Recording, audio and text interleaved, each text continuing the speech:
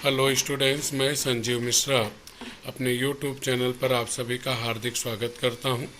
आशा करता हूं आप सब स्वस्थ मस्त और अपनी पढ़ाई में पूरी तरह व्यस्त होंगे। प्रिय विद्यार्थियों, आज हम सब निबंध लेखन में प्रदूषण एक समस्या इस निबंध का पुनरावर्तन करेंगे। प्रिय विद्यार्थियों, आज हम सब निबंध लेखन का पुनरावर्तन करेंगे। निबंध लेखन, और इस निबंध लेखन में हम लोग जिस निबंध का पुनरावर्तन करेंगे वह वैचारिक निबंध है। वैचारिक निबंध में निबंध का जो विषय है वह है प्रदूषण एक समस्या। यह निबंध है। अब जब वैचारिक निबंध हो तो उसमें किन मुद्दों को ध्यान में रखकर हमें निबंध लिखना चाहिए? पहली चीज, प्रस्तावना। प्रस्तावना में आप इस निबंध के प्रभाव को बताएं, अर्थात जो विषय दिया है उसका प्रभाव क्या है, कितना प्रभाव वह हमारे जीवन पे डाल रहा है, और उसके परिचय को आप दीजिए कि वह है क्या। जैसे प्रदूषण है क्या, उसके बारे में बताइए। उसके बाद में दूसरे में आप यहाँ पे दुष्परिणाम, प्रदूषण के जो दुष्परिणाम है उसका वर्णन करें। दुष्परिणाम में सभी प्रदूषण, जैसे जल प्रदूषण,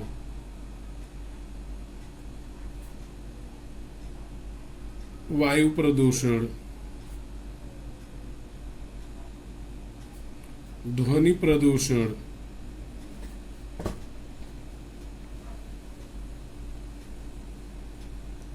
और मृदा प्रदूषण। मृदा प्रदूषण,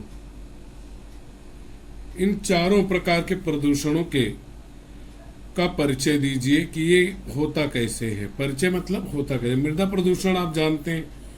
मृदा प्रदूषण जो मिट्टी, मृदा मतलब मिट्टी, मिट्टी में जो प्रदूषण है गंदगी, उससे पानी में जो अशुद्धिकरण हो रहा है उसके बारे में बताइए कि पानी अशुद्ध कैसे हो रहा है, हवा अशुद्ध कैसे हो रही, प्रदूषित कैसे हो रही है, ध्वनि यानी आवाज का प्रदूषण कैसे होता है उसके बारे में बताइए, और साथ में ही बताइए कि मिट्टी किस तरह से प्रदूषित हो रही है उसके बारे में बताइए।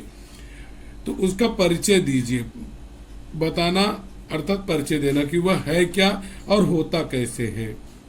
परिचय मतलब है क्या, यह प्रकार है क्या और होता कैसे है उसके बारे में आप यहाँ पे बताइए, उसकी चर्चा कीजिए कि जल प्रदूषण किस तरह से होगा, वायु प्रदूषण किस तरह से होता है, ध्वनि प्रदूषण किस तरह से होता है, मृदा प्रदूषण किस तरह से होता है।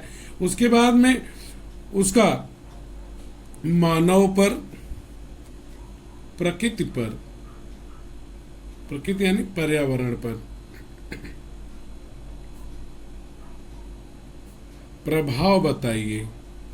प्रभाव मतलब क्या हो गया कि क्या कितना असर डाल रहा है, कितना हमारे ऊपर इफेक्ट डाल रहा है, मतलब उसका बुरा प्रभाव कितना पड़ रहा है, बुरा प्रभाव क्या क्या पड़ रहा है, किस तरह से हमारे जीवन को वह नुकसान पहुंचा रहा है उसका वर्णन कीजिए। यहाँ पे अब गंदा पानी पी रहे हैं, गंदा पानी गंदा कैसे हो रहा है आप जान रहे हैं। नदियों का पानी कैसे गंदा हो रहा है, झील का पानी कैसे प्रदूषित हो रहा है, मीठा पानी जिसे कहते हैं, उसको बताने के बाद तब उसे बताइए उसको पीने से हमें कौन कौन सी बीमारियां इत्यादि हो रही हैं। हाँ, पेट से संबंधित जो बीमारियां वह हो रही हैं।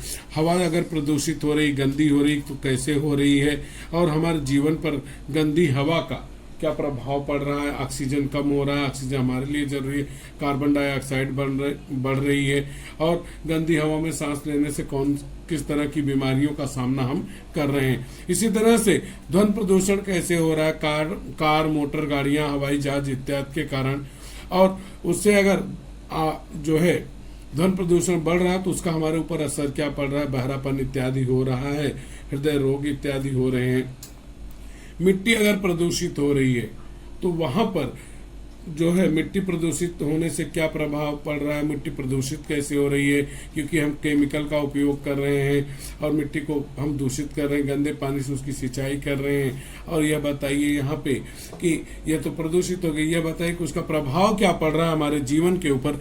वहां पर आप यह बताइए कि भाई जो उपजाऊ जमीन है वह अनुपजाऊ बन रही, बंजर बन रही है, फसलों का उत्पादन ठीक से नहीं हो रहा है, और साथ में ही जो फसल पैदा हो रही है वह पूरी तरह से नुकसानदायक है। उसका अन्न अनाज जो है वह हमारे शरीर के लिए नुकसानदायक हो रहा है। इसके बारे में आप बताइए, लोगों को कौन कौन से नुकसान हो रहे हैं, कौन कौन सी हानियां उठानी पड़ रही हैं इन प्रदूषणों के कारण, यह है क्या, इससे क्या हो रहा है और हम पर क्या असर पड़ रहा है, उसका वर्णन आपको करना है। अधिकतम आपको इसी के बारे में लिखना है, मैक्सिमम इसी के बारे में आपको लिखना है।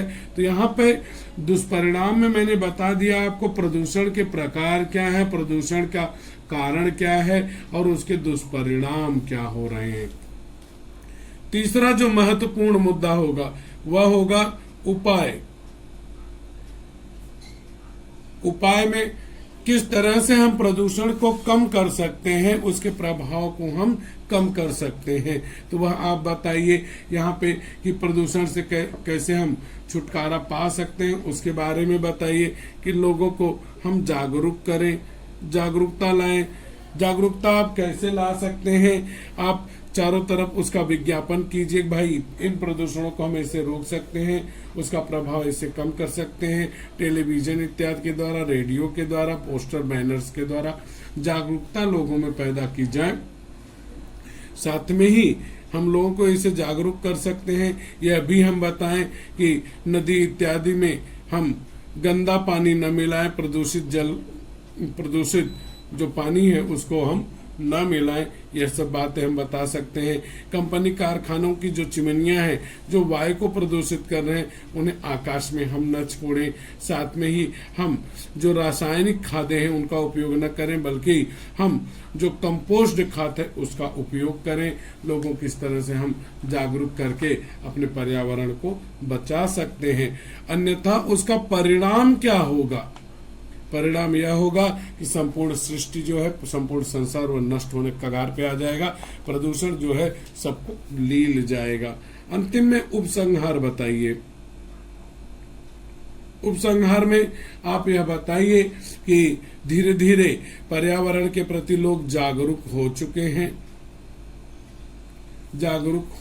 हैं। हम धीरे धीरे वनों को काटना बंद कर दिए हैं, वनों का विनाश हम रोक चुके हैं और हमें वनों के विनाश को रोकने की तरफ कोशिश करनी चाहिए। हमें वृक्षारोपण करना चाहिए। हमें यह भी बताना चाहिए कि हमें जनसंख्या वृद्धि पर भी नियंत्रण करना है, क्योंकि जनसंख्या अधिक होगी तो प्रदूषण अधिक होगा और मशीनों के अधिक उपयोग पर हमें रोक लगानी चाहिए। कम उपयोग मशीन का करना है हमें। इन सब चीजों को अगर हम करते हैं तो निश्चित है कि हम प्रदूषण से छुटकारा पा सकते हैं। तो यहाँ पे बताइए आप कि इन चीजों का उपयोग करके हम प्रदूषण से छुटकारा पा जाएंगे। अगर हम सुखपूर्ण जीवन जीना चाहते हैं और आने वाले समय में मानव जीवन को, इस प्रकृति को और साथ ही साथ इस संपूर्ण सृष्टि को बचाना चाहते हैं तो हमें प्रदूषण को दूर करना होगा, इस पर्यावरण को स्वच्छ करना होगा। लोगों को जो है मिलकर यह कार्य करना पड़ेगा, अन्यथा विनाश का दिन दूर नहीं है। ये सारी बातें अगर आप यहाँ पे बताते हैं तो निश्चित तौर पे प्रदूषण एक समस्या पे आप एक अच्छा निबंध लिख जाते हैं। यहाँ पे एक और प्रश्न इसी पे आता है। वो प्रश्न आपका क्या होता है, पर्यावरण और हम, इसी को हम प्रश्न को पूछा जा सकता है। इसी प्रश्न को यह भी पूछा जा सकता है, पर्यावरण की सुरक्षा या पर्यावरण सुरक्षा एक सामाजिक दायित्व, सामाजिक दायित्व। सभी निबंधों के लिए आप यही एक निबंध इन मुद्दों को ध्यान में रख करके अगर आप लिखते हैं, निश्चित तौर पे पूरे विश्वास से मैं कहूँगा मार्क आपको मिलेंगे। आप कम से कम 4 या 5 पैराग्राफ कीजिए। आप लोगों को लिखने के लिए आता है लगभग 100 से 125 शब्दों तक। आप लगभग इसको 2 से लेकर 2.5 पेज तक जरूर लिखिए।